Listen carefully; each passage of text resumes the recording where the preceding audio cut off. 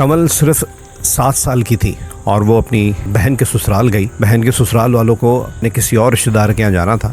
कमल भी अपनी बहन और उसके ससुराल वालों के साथ उनके रिश्तेदारों के यहाँ गई। कमल की माँ उसके साथ मौजूद नहीं थी और वहाँ कमल की बहन के देवर, जो मुश्किल से 11-12 साल का होगा, वो कमल को छत पर ले जाता है। चॉकलेट या टॉफ़ी देने के बहाने उसके साथ वो हरकत करता है जिसका असर कमल के जहन पर ज़िंदगी भर रहने वाला था।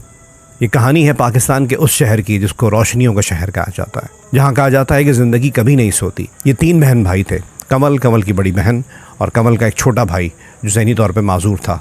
कमल जब सिर्फ 6 या 7 साल की थी तो कमल के बड़ी बहन का रिश्ता आता है और ये रिश्ता कहीं गैरों से नहीं आता, कमल के रिश्तेदारों के ऐसे ही आता है। कमल की बहन की शादी कर दी जाती। कमल का बहनोई भी बहुत एक अच्छा इंसान था।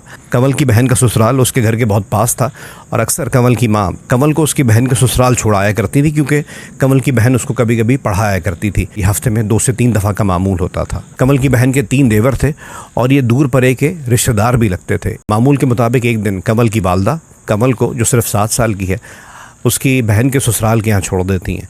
वहाँ बहन के ससुराल वालों का प्लान बनता है कि वो किसी और रिश्तेदार के यहाँ जा रहे हैं। कमल की बहन अपनी वालदा को फ़ोन पर इन्फॉर्म करने के बाद कमल को अपने साथ ले जाती है। वहाँ जाकर कमल की बहन कुछ कामों में बिज़ी हो जाती है और कमल को उसकी बहन का देवर बहला फुसला कर उस घर की छत पर ले जाता है। शदीद गर्मियों के दिन थे, छत पर किसी के आने का सवाल ही पैदा नहीं होता था। कमल बताती है वो पहली बार था कि जब उसने कुछ कैंडीज़ और चॉकलेट देने के बहाने मुझसे अपनी ज़रूरत पूरी की। कमल कहती है मुझे धुंधला धुंधला याद है कि वो एक चीज़ कह रहा था कि हमारा सीक्रेट है, ये तुमने किसी को नहीं बताना। उस शख्स ने कमल को लिबास किया और अपनी ज़रूरत कई बार पूरी की। अपनी ज़रूरत पूरी करने के बाद कमल को वो इस तरह नीचे लाया जैसे कुछ हुआ ही नहीं। कमल की बहन जो कामों में बिज़ी थी, उसको अंदाज़ा ही नहीं हो सका कि उसकी बहन के साथ ज़िंदगी में क्या क़यामत टूट पड़ी है। फिर ऐसा कई बार होने लगा। कमल कहती कि हर बार वो एक ही बात कहता था कि मैं तुम्हें चॉकलेट्स दूंगा, कैंडीज़ दूंगा, मुख्तलिफ बातें करता, मेरा दिल बहलाता और हर बार अपनी ज़रूरत पूरी करने के बाद एक ही बात कहता कि ये तुमने बात किसी को नहीं बतानी, ये हमारा तुम्हारा सीक्रेट है। कुछ दिनों बाद कमल की टांगों में दर्द रहना शुरू हो गया। कई दिनों तक जब ये तकलीफ़ जारी रही तो कमल की वालदा कमल को एक डॉक्टर के पास लेकर गई। उस डॉक्टर ने कंप्लीट चेकअप के बाद कमल की वालदा को आगाह किया कि कमल के साथ ऐसा कुछ हो रहा है। इस चीज़ को आप लोग डिग आउट करें कि इस बच्ची के साथ होता क्या है। कमल की वालदा तो बिल्कुल हक्का बक्का रह गई। बिन बाप की औलाद के साथ ये किसने जुल्म किया था। कमल की वालदा ने कमल को बिठाकर पूछा और कमल ने उस शख्स की पहचान बताई कि जिसने उसके साथ ये किया। कमल सही और गलत का फ़ैसला 7 साल की उम्र में नहीं कर सकती थी। कमल ने अपनी वालदा को ये बात भी ऐसे बताई कि जैसे वो सीक्रेट अफशा करने जा रही है, कोई राज अफशा करने जा रही है और शायद ये बताना गलत बात है। उसको इस चीज़ का एहसास नहीं था कि उस शख्स ने जो 7 साल की बच्ची के साथ किया है असल में तो वो मुजरिम है। कमल की वालदा क्योंकि एक सिंगल मदर थी, उन्होंने अपने बच्चों को बहुत डरे हुए माहौल में पाला था। छोटा बेटा उनका माजूर था, बड़ी बेटी का एज डिफरेंस बहुत था जिसकी शादी करनी पड़ी। छोटी बेटी कमल जिसके साथ ये वाक़या पेश आया। अब बावजूद इसके कि वो जानती थी कि मेरी बेटी के ससुराल में वाक़या पेश आया और मेरी बेटी के देवर ने वाक़या किया है, डरते डरते कमल की वालदा ने कमल की बहन से बात की। कमल की बहन उनके घर आई, दोनों बहुत रोईं, लेकिन कमल की वालदा ने फ़ैसला किया कि तुम अपने ससुराल में ये बात मत करना। कमल क्योंकि सिर्फ 7 साल की थी तो इस चीज़ का कोई सवाल ही पैदा नहीं होता था कि कमल किसी से जिक्र करे, लेकिन कमल की वालदा ने कमल की बड़ी बहन को इस चीज़ पर पाबंद किया कि तुमने अपने इस घर में, तुमने अपने ससुराल में ना अपने शौहर से किसी से कोई बात नहीं करनी। कमल इसके बाद भी अपनी बहन के घर जाया करती थी। कमल की बहन उसको पढ़ाया करती थी, लेकिन अब कमल की बहन कमल को अपने कमरे तक महदूद रखती और जितनी देर कमल अपनी बहन के ससुराल में रहती उसकी बहन उसके सर पर सवार रहती, उसको अकेला नहीं छोड़ती। ये मामूल बन गया, लेकिन बावजूद इसके कि कमल की बहन जानती थी कि किस देवर ने दरिंदगी की है, वो अपनी माँ के कहने पर, इसको आप बुज़दिली कहें, शराफत कहें या कुछ और लेबल दें, वो खामोश रही। कमल अब 30 के पेटे में। कमल की अपनी 2 बेटियाँ हैं और आज से कुछ दिनों पहले उसने मुझसे बात शेयर की। कमल कहती है कि मैं इस वाक़े को भूल नहीं पाई और बड़े होकर मुझे समझ में आया कि मेरे साथ हुआ क्या था, लेकिन इस वाक़े के राजदार सिर्फ मेरी माँ जो इस दुनिया में नहीं रही और मेरी बड़ी बहन जो आज भी उसी घर में मौजूद है जहाँ मेरे साथ ये वाक़या पेश आया था। लेकिन क्योंकि माँ की हिदायत थी और एक अजीब तरबियत थी, मेरी माँ जो बहुत अर्ली एज में बेवा हो गई थी, तो उन्होंने एक डरे हुए माहौल में पाला था। वो ख़ानदान में किसी से कन्फ्रंट नहीं करती थी, मोहल्ले में कुछ हो जाता था किसी से कोई बात नहीं करती थी, क्योंकि अल्लाह ताला ने उनको एक बेटा अता किया था, वो माजूर था, घर में कोई मर्द था नहीं, और जिन पर आप भरोसा कर सकते थे उन्होंने उनकी 7 साल की बेटी के साथ ये किया। कमल कहती है मुझे गुस्सा आता है कि काश मेरी माँ ने मुझे भरोसा दिया होता तो मेरे साथ ही अगला वाक़या पेश नहीं आता, क्योंकि इसके बाद भी एक ऐसी घटिया अटैम्प्ट हुई। उस हरकत के बाद ज़िंदगी के तमाम मुक़द्दस रिश्तों के सिवाय माँ बाप के मेरा एतमाद उठ गया। इस बार ये अटैम्प्ट एक ऐसे शख्स ने की थी जिसके बारे में कहा जाता है कि अगर किसी का बाप मर जाए तो फिर ये रिश्ते आपके सर पे बाप बनकर हाथ रखते हैं। कंवल अब 10 साल की हो चुकी थी। कंवल के अंकल जो पेशे से सुनहरे थे, काम बहुत अच्छा चलता था, और ये उस दौर की बात है कि जब लोगों के घर में एसी और बाकी सहूलियात नायाब होती थी, चीदा घरों में ही सहूलियात मिलती थी। वो कहती थी अल्लाह ताला ने उनको इतना नवाजा था, हर कमरे में एसी, हर तरह की सहूलियात। कंवल के उन अंकल के 2 बेटे और 3 बेटियां थीं। तमाम बच्चे दीनी तालीम भी हासिल कर रहे थे और स्कूल भी जाया करते थे। कंवल एक दिन अपने उन अंकल के घर में अपनी कज़न के कमरे में ही मौजूद थी। उसकी कज़न और वो, जैसे बच्चे उल्टे लेट के टीवी नहीं देख रहे होते, वो बैठ के कार्टून देख रहे थे। कंवल कहती है हमारे अंकल हम दोनों के बीच में आके लेट गए। मैं उस शख्स को अपने बाप का दर्जा देती थी, और होता भी यही है कि जिसके बाप मर जाते हैं उनके यही रिश्ते बाप बनकर किरदार अदा करते हैं और सर पर हाथ रखते हैं और तहफ़्फ़ुज़ का एहसास देते हैं। लेकिन उसी शख्स ने उस दिन कंवल के कपड़ों में हाथ डाल के उसको छुआ। कंवल कह रही थी मैं इसके बाद आलती पालती से स्क्वाट मार के बैठ जाते हैं ना, मैं बैठ गई तो उसने फिर यकीन दिलाया कि बेटा कोई बात नहीं। एक तरफ उसकी बेटी बैठ के टीवी देख रही और दूसरी तरफ मैं, यानी कि कंवल। कह रही उसने फिर मेरे साथ वो नाज़ुक हरकत की जिसके असरात आज तक मेरे साथ एक खौफनाक याद बनकर जिंदा है।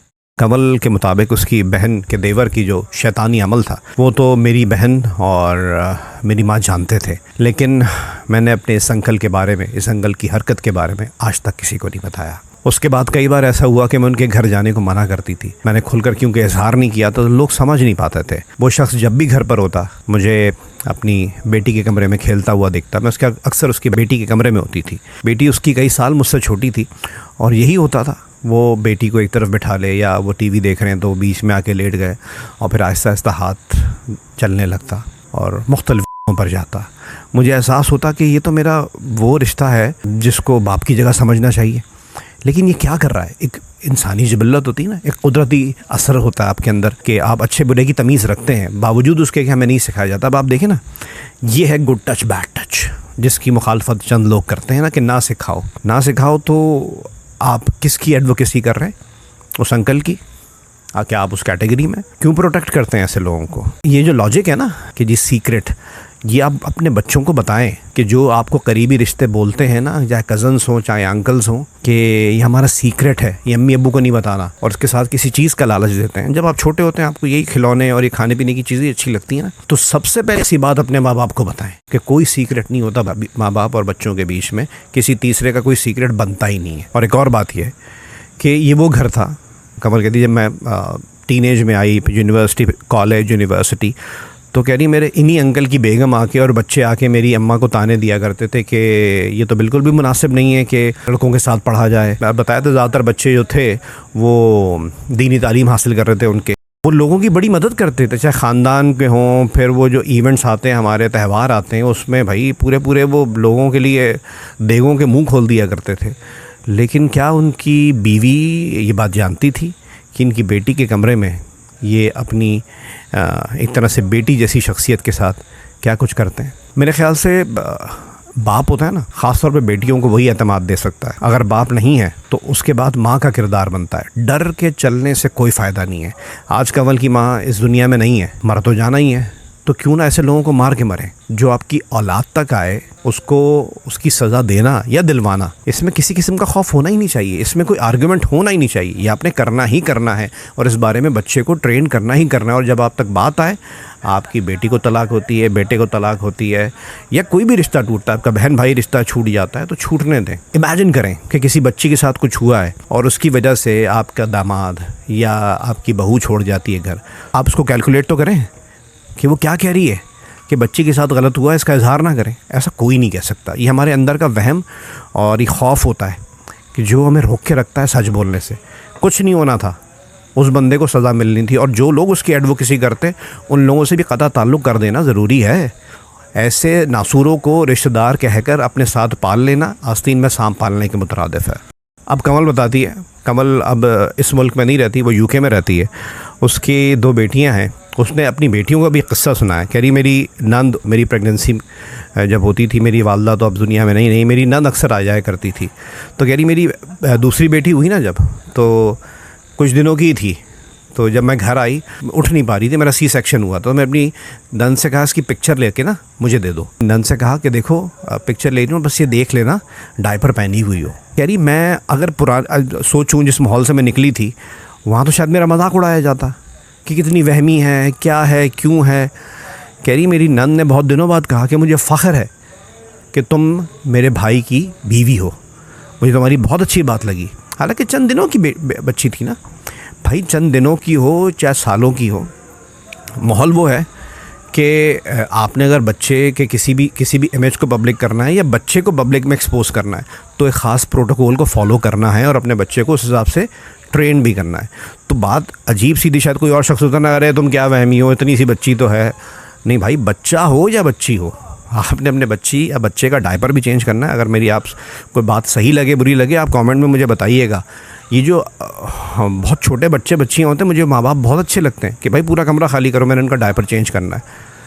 बड़ा अजीब सा लगता है, आप शुरू से ही बच्चे को, अब चले वो बच्ची नहीं जो जिसका डायपर आप चेंज कर रही वो नहीं देख रही, कोई बच्चा तो देख रहा होगा, वो क्या ट्रेनिंग लेगा कि नहीं हम सबके सामने ये चीज़ कर सकते हैं। उसको आप सिखा ही नहीं रहे कि अच्छा बुरा क्या है। और फिर वही बात, बच्चा किसी से कैसे क्या शेयर करे कि इस तरह की तालीम, बच्चों को बचाने की तालीम पर तो पाबंदी लगा दी जाती है। इसको किसी के गुस्से और किसी के तैश की नज़र कर दिया जाता है कि नहीं जी ये सिखाया ही ना जाए। सही है, इंस्टीट्यूट्स में ना सिखाएं, लेकिन आप माँ बाप होने के नाते तो चीज़ सिखाएं। मेरी नज़र में कमल की माँ की सबसे पहले गलती थी कि उसको नहीं डरना चाहिए था। और एक सवाल मैं ख़ुद नहीं करना चाहता। कमल ने पूरा वाक़या सुनाने के बाद, जैसे कि उसने बताया था कि उस अंकल ने जिसने कमल की ज़िंदगी में एक ऐसा दाग दिया, एक ऐसी मेमोरी दी जो उसको हॉन्ट करती है, उस अंकल के बारे में उसने मुझसे एक सवाल किया जिसका जवाब मेरे पास नहीं था। वो सवाल मैं आपसे ऑडियो में ही, उसी की ऑडियो में शेयर करता हूँ। उसकी शनाख्त छुपाने के लिए मैंने थोड़ी सी आवाज़ को तब्दील किया है। आप वो सुने और आप इमेजिन करें और कोशिश कीजिएगा कमेंट सेक्शन में उसका जवाब दे सकें। सवाल कुछ यूँ है। सुना यह है कि हाफिज लोग जो हैं वो अपने साथ जन्नत में कुछ लोगों को लेकर जाएंगे। तो फिर मैं अल्लाह ताला से पूछती हूँ, और मैं अक्सर अपने शोहर से भी मैंने एक सवाल ये पूछा कि, और मैं आपसे भी पूछ रही हूँ कि जो इस तरह के लोग होते हैं जो लोगों को इस तरह से उनके साथ करते हैं, ज़िंदगी भर का ट्रॉमा गुजर देते हैं। मैं अभी भी 30-31 साल की हूँ और अभी भी जब मैं ये बारे में सोचती हूँ तो मुझे बहुत दुख होता है। तो क्या अल्लाह ताला ऐसे लोगों को माफ़ कर देगा? अल्लाह ताला उनको सिर्फ इस वजह से जन्नत में भेज देगा कि उन्होंने बहुत लोगों की मदद की है फाइनेंशियली, और लोगों को काम दिया है, और अपने बच्चों को हाफिज बनाया है, और उनके बच्चों ने उनकी मग़फ़िरत की दुआ की है, तो क्या अल्लाह उनकी मग़फ़िरत हो जाती है? आपके पास कमल की इस बात का जवाब हो तो ज़रूर बताइएगा।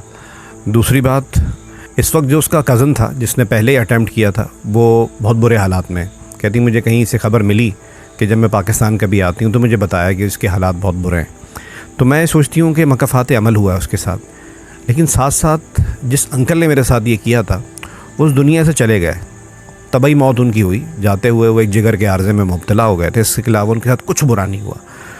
तो मैं ये सोचती हूँ अगर मेरी बहन के देवर के साथ अगर मकफ़ात अमल हुआ तो मेरे उस अंकल के साथ क्यों नहीं हुआ। खैर, इन सवालात को दिमाग में लिए उसने अपना बहुत बड़ा राज मुझसे शेयर किया। मैं शुक्रगुज़ार हूँ उनका कि उन्होंने अपनी पर्सनल लाइफ एक्सपीरियंस शेयर करके लोगों को आगाही देनी चाहिए।